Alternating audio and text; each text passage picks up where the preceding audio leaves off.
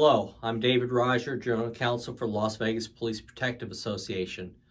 I'd like to talk to you a little bit about our pending litigation. I know many of you contact us to find out what the status of certain cases are. So let's talk about the City of Las Vegas and the City Marshals. We have 3 lawsuits pending. The first is what we refer to as civil interrogation. And the question for the court is whether NRS 289 allows a civilian or an HR director to interrogate police officers during an internal investigation. That case is set for trial in February 2023. And as you'll hear about all these other cases, the wheels of justice do turn slowly. The next city marshal case involves longevity.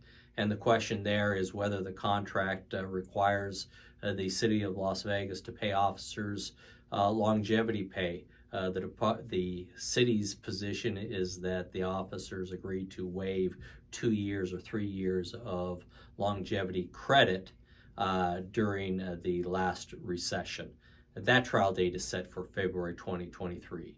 A related case, but separate, deals with longevity once again, and that is whether the grievance article of the contract requires the officers to file their grievances within a certain period of time, or whether they waive that. And so the city's position for a lot of officers was that they have waived the right to grieve their longevity issue, even though from the officer's perspective, their grievance had not ripened yet because they weren't due the longevity pay. That trial date is set for April 2023. So let's move on to Metro's litigation. Mandatory overtime, that is a case that has been pending for some time. The district court judge initially appeared to be ruling in our favor, and the final decision held that Metro may mandate overtime. And so we disagree. We believe the language says differently, so we're appealing that to the Nevada Supreme Court. And once it gets up to the Nevada Supreme Court and most appellate courts, we really have no control over the timing, but that is pending in front of the Nevada Supreme Court.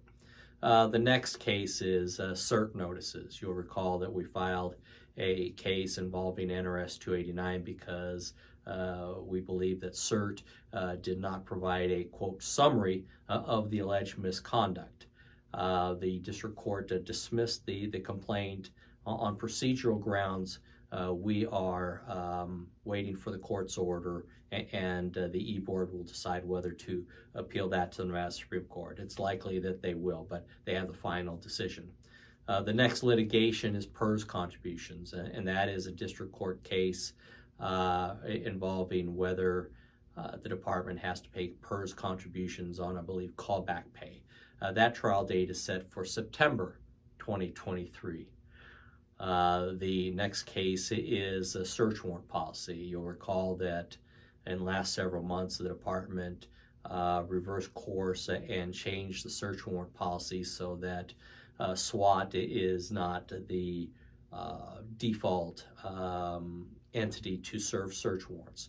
Instead, there are SWAT search warrants and non-SWAT search warrants. It's our position that this is a matter of officer safety, which requires the department to negotiate these issues with us pursuant to NRS 288.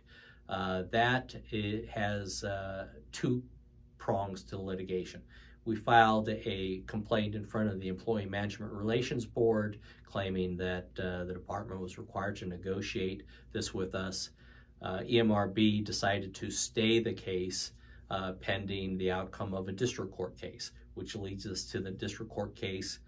Because EMRB does not have the power to issue injunctions, we filed a case in district court asking the court to issue a preliminary and subsequent permanent injunction against the department, stopping them from implementing this policy until they negotiate with us.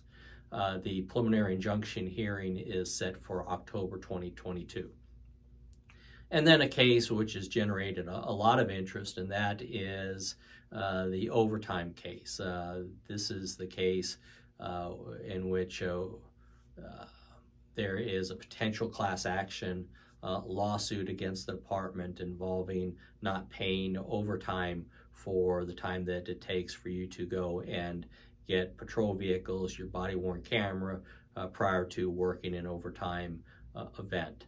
That case was originally filed in state court and had two prongs. It had the federal statute as one of the allegations, and then the state statute as another. The department decided that they wanted to move the case from state court to federal court, which is within the statute. And so that case is pending in federal court in front of Judge Andrew Gordon. The magistrate is Cam Fehrenbach, and we're going through motions in the discovery process. So that case hasn't disappeared. We're continuing to litigate that issue. And that concludes our litigation. As always, if you have any questions, please contact me at droger@lvppa.com. And thank you for your support and your attention to these matters.